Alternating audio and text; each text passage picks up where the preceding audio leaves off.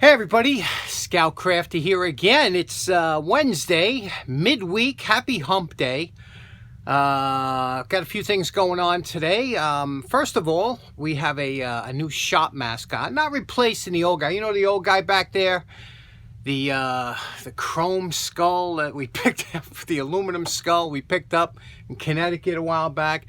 Did you ever wonder what that guy would have looked like if he had skin? You know, what he would look like before he was went to that state? I mean, for all we know, he could have looked like, like me. Now what you're looking at is a high school project that I did back in 1978 or so. And that was me, believe it or not. That was me back then. And yeah, we made out of plaster of Paris. We had to make a more or less like, this is called the death mask. We had to cover our face with plaster of Paris strips, make a mold, and then pour plaster in and plaster of Paris, and then that's it.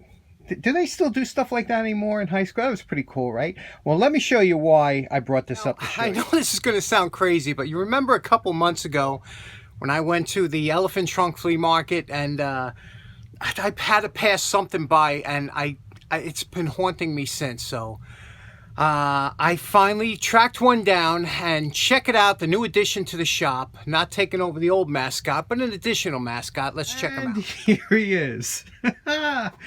I know. I told you I regretted not buying it, and I had to find one and buy it. And how cool is this guy?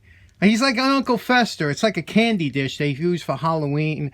These handles fold down. You can see it's kind of a life-size head. And I know, my girlfriend thinks it's creepy. I don't know why. I don't know why you would say that. But not only that, he's battery activated, and he makes some noises. Let me show you that.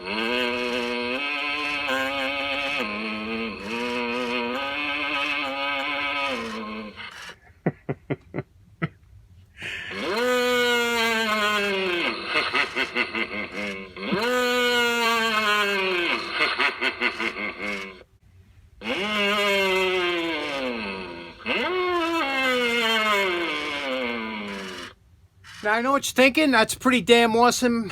Where can you get yours? But I picked it up on eBay. I think it was made by Cheney, and it was not cheap, $25, but pretty cool anyway. Okay, now this is another beautiful submission from Joel Jacobson from Virginia, and Joel sent this in along with a box of great tools, and I asked you to vote, and the cleaver came out first, you know, overwhelmingly, but this came in second. Some places actually this came in first.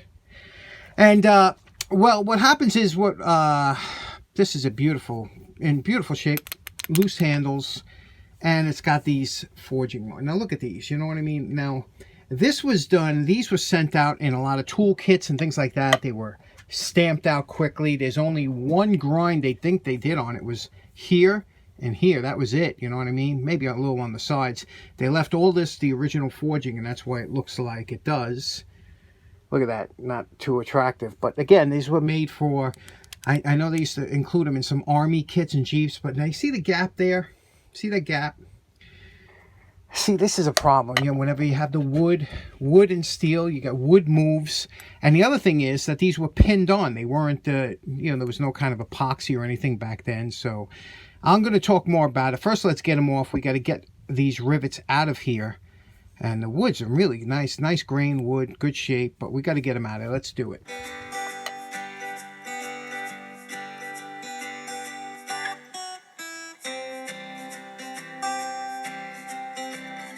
Now you see, once you've drilled out the top part of the rivets here, what you're going to do is you're going to punch them through here, and you're going to go through a little bit and then try and pull the scale up, and then we'll cut through. I'll show you what I mean. We're going to punch it out just a little bit with a punch. Okay, you see we punched it through a little bit. The rivets are starting to come out here. Now what we're going to do is we're going to pry off this scale over here using wedges here, and just gently pry this up and get this top scale off here.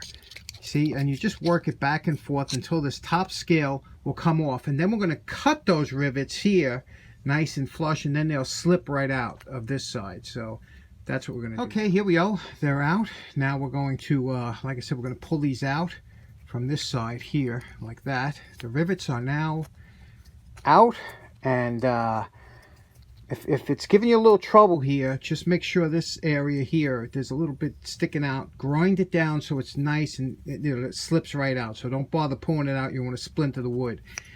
But you see, the problem with the scales were that they were never finished on the inside. So what, and that's a problem. And I don't know why they didn't do this, but this should have been finished with some kind of shellac or something to seal the grain so that it didn't affect, you don't get as much movement. And these things move like crazy and they all have problems, but we're going to fix that.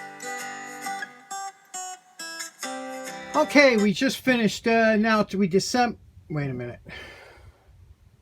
Okay. We just disassembled everything, and everything's looking good. We took the rivets out, obviously. We wire brushed it, and you can really get a good idea of how crappy this finish is. Look at this. Look at this. I mean, it's funny how they, this is acceptable, I guess, when you're... And normally, like, there are some companies that would never put this out, so I guess that's like what would be considered a war finish or something. That's really a war finish where guys in combat have no care about what it looks like. They're just going to beat on it anyway. You can see the markings here, IAB company, and it's got 2 dots followed by 5 dots on both sides. Maybe that's a alignment or something, but you can see it's very nice, very good shape. The tip here is a little, you see the tip? Got a little problem there. We'll straighten that out, but otherwise it's in really good shape. It wasn't abused.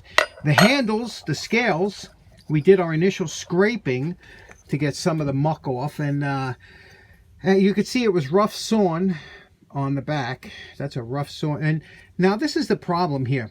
If you ever tried to fabricate these scales, the angle here is different than the angle here. You can see the angle here is a sharper angle, so if you set up the table so you think you're going to knock these out, it takes a lot of fitting, a lot of trial and error. A lot of times one scale is different than the other. They were just always a pain to make. I would love to see how they did it at the factory, just to see how we could duplicate that. But what we're going to do is we're going to epoxy this on here. And we'll probably use the JB Weld, and we'll set it like a rifle bedding, a stock bedding, or what they call, and that's when they match a barrel to a stock. They put the special stuff in there, and then they bed it in there so it fits perfectly, and then they do all the sanding and everything. And the rivets, now the rivets are basically there just to stop the handles from shifting side to side and keep them from popping off. But those rivets, I think we could do something that's a little bit more attractive to the eye, and we'll see what we're going to come up with.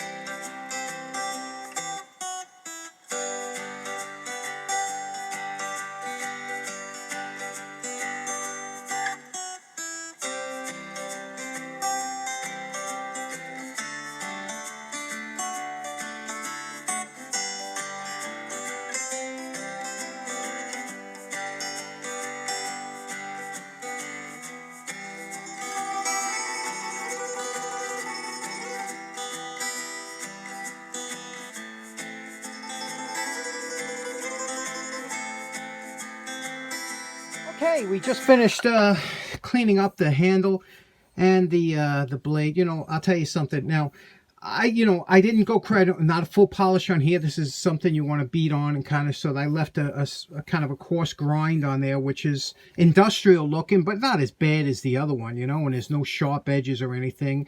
And so now we got to put on the scales. Now, I'll tell you something. Another reason that these rivets were such a poor idea, and the reason that they don't make them this way today, is because when you had to pound down the rivet to expand the head, a lot of times you would put stress on the grain of the wood, and they would split over time. It was just a bad idea all the way around. Okay, we decided to use brass pins for because 357 Magdad really likes brass, wood, and steel together. And we got some inspiration from his last project, which was over the top fantastic. So check that out. But we're going to use brass pins. And now what we're going to do is, when you want to use brass pins, the best thing to do is don't measure anything. Take your drill. You're going to have to go through a few drill bits, and until you get the drill bit where your brass pin fits nice and snug like that. See that? That's the way you want your pin to fit. Then what you're going to do is you're going to scrape this with really coarse sandpaper to scratch it up good so that it will grip the epoxy. Now we put the pins in, we epoxied it. It's a slow set epoxy, but we've had it on for a few hours on the furnace, and this is the way we clamped it up. Okay, we clamped it up nice and tight so that took out any gaps that might be there, any warpage, anything that you can have. So now it's right out of the clamps. You can see what it looks like. Now we left the pins proud. You do that for a reason. Now normally you could peen these over, but like I said before, you peen them over, you have a chance of splitting the wood. There's no way, they're not moving anywhere. These grips are super solid. Now what we're going to do is we're going to start doing our sanding and get it down, but it's coming just the way. Now the belt sander is a fantastic tool to address the scales and also get those pins contoured to the handles. But you got to remember that the belt will clog up quickly with the sawdust, so it's very important to have one of these belt erasers. You can get them at Harbor Freight. They're inexpensive, and just every few strokes, go across with the eraser and take off that sawdust that's clogging the belt so that it works better. It's well worth the money. These things are fantastic, and you can see how quickly it cleans a clogged belt. Okay, here's where we are. We're all sanded down. Now everything's cured. Everything's nice. Now the problem is that what do we want to put on here? We're going to put a clear shellac. We're not going to color it. I do like the color of this wood. You know, I have some darker handles. I have some lighter handles.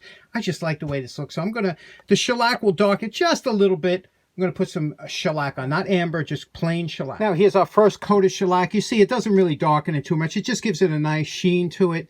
Now we're going to lightly steel wool it, put a second coat, and then a third coat. Now you know my favorite part. Remember what this screwdriver looked like before we started. And we're calling this project done. This one here was this is the project I thought you would pick the first time. Let's take a look at what we did here. Obviously, we darkened it a little bit. We don't want it to show up any dirt, you know, when we use. And this is a user screwdriver. This is not one to be thrown in a drawer. This is one you want to grab. The rivets are all nice and tight. The back is nice. It feels so good in the hand.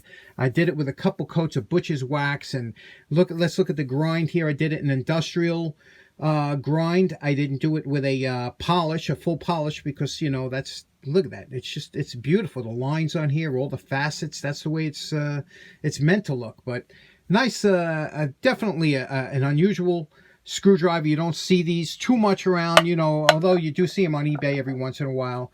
I don't know. What do you think? You think it's good or what? So in closing, special thanks to Joel Jacobson again for the lovely screwdriver. And I enjoy doing this project. But can you imagine if this is somebody's first visit to the channel? They're probably clicked off a while ago. Anyway, thanks so much for tuning in. Hope you have a great day. Take care now. Bye-bye.